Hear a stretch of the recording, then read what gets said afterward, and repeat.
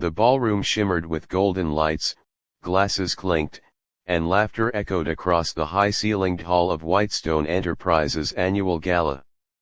Executives in expensive suits and glittering gowns paraded across the marble floor like royalty. At the center of it all stood Evelyn Whitestone, the young CEO who had inherited her father's billion-dollar empire. She was breathtaking, confident, and untouchable, or at least, she thought she was.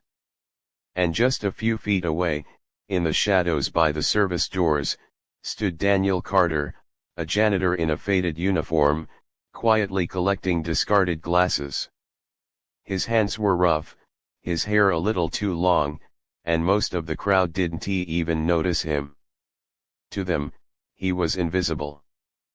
But tonight, Evelyn noticed. And what began as a careless joke would soon shatter her world and reveal a secret she never imagined. Scene 1, The Mocking Challenge. Evelyn was surrounded by her inner circle: investors, executives, and friends from old money families. She was known for her sharp tongue, for turning any moment into entertainment at someone else's expense. Her eyes landed on Daniel, carrying an empty tray past the table. Something about his calm, almost unbothered presence annoyed her. He didn't look ashamed to be serving them. He looked solid, grounded, almost as if this entire dazzling ballroom meant nothing to him. "Look at that," Evelyn smirked, her diamond necklace catching the chandelier's glow. "Even the janitor looks more confident than some of you."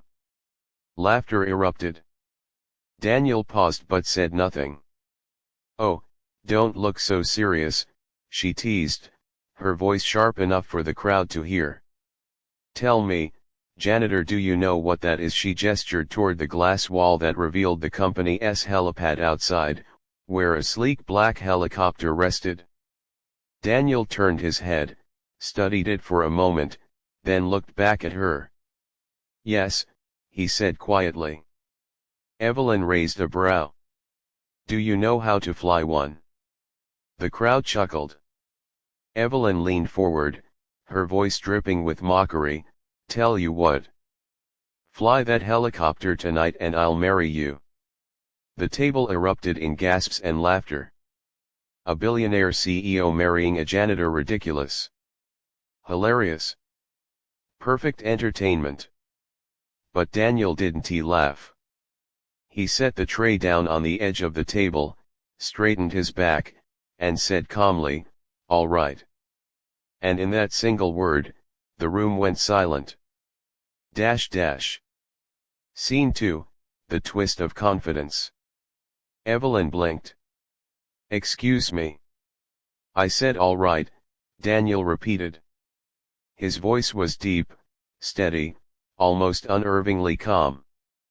"I'll fly it." The laughter sputtered out. People exchanged confused looks. Was he serious? Evelyn forced a laugh, waving her hand. "You're joking." But Daniel had already stepped toward the glass doors leading to the helipad. His stride wasn't hesitant. It was deliberate. Confident.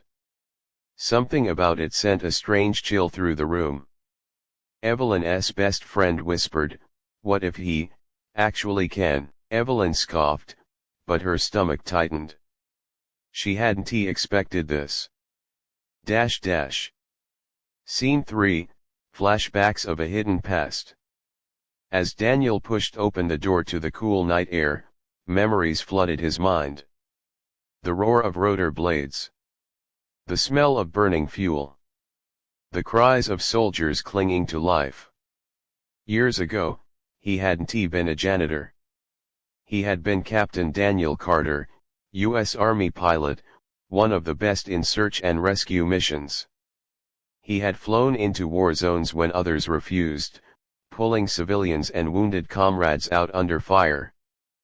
But one mission had gone horribly wrong. A crash. Lives lost. A guilt that clawed at him every night. He left it all behind. The medals, the uniform, the pride.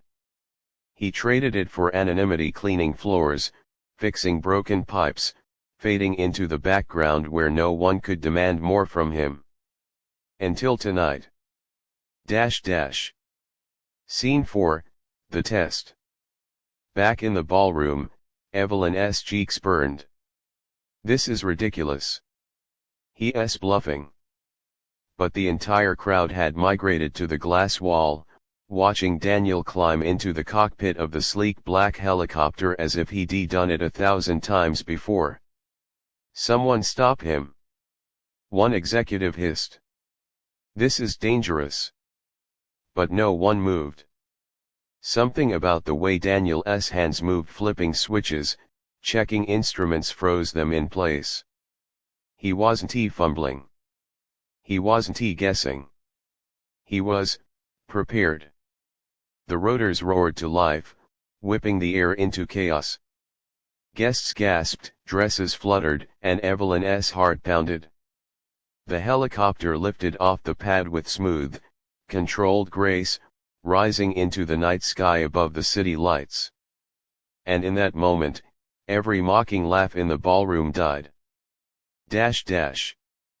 Scene 5, The Realization. Evelyn's jaw hung open as she stepped outside, wind tossing her hair. She watched the helicopter hover, dip, and circle back with flawless precision. The janitor wasn't bluffing. He wasn't just some nobody sweeping floors. He was something else entirely, something far greater. When Daniel brought the helicopter back down, landing it as gently as if it were a feather, silence swallowed the night. He stepped out, his uniform still plain, his expression calm. He walked straight past the stunned executives and stopped in front of Evelyn. You said if I flew it, you'd marry me, he said evenly. Gasps rippled through the crowd. All eyes were on Evelyn. For the first time in her charmed, untouchable life, she had no words. Scene 6, The Human Behind the Uniform. The gala broke apart after that, but Evelyn couldn't shake the moment. Later that week, she found Daniel mopping the marble lobby as if nothing had happened. Who are you really? She asked. Daniel looked up, his eyes weary but kind. I'm just a man trying to live quietly. That's not true, Evelyn pressed. You don't just learn to fly like that. Tell me. And so, for the first time in years, Daniel told his story. The military. The missions. The lives saved. And the lives he couldn't save, the weight of failure that had driven him into silence. Evelyn listened, her sharp tongue quieted. For the first time, she saw him not as a janitor, not as entertainment, but as a human being carrying invisible scars. Scene 7, The Climax of Kindness. Weeks passed. Evelyn found herself drawn to Daniel, not out of pity, but out of admiration. She watched how he treated people, the security guards, the interns, the delivery drivers. He knew their names. He listened to their stories. He carried himself with humility she'd never seen in the world of billionaires. One winter night, a storm cut power across the city. A fire broke out in one of Whitestone's factories, trapping workers inside. Panic spread, and emergency crews were delayed. Without hesitation, Daniel ran toward the danger.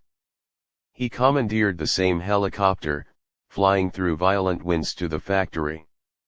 Evelyn, against all reason, insisted on going with him. The rescue was chaos, smoke, flames, terrified workers clinging to life. But Daniel guided them out, trip after trip, refusing to rest until the last person was safe.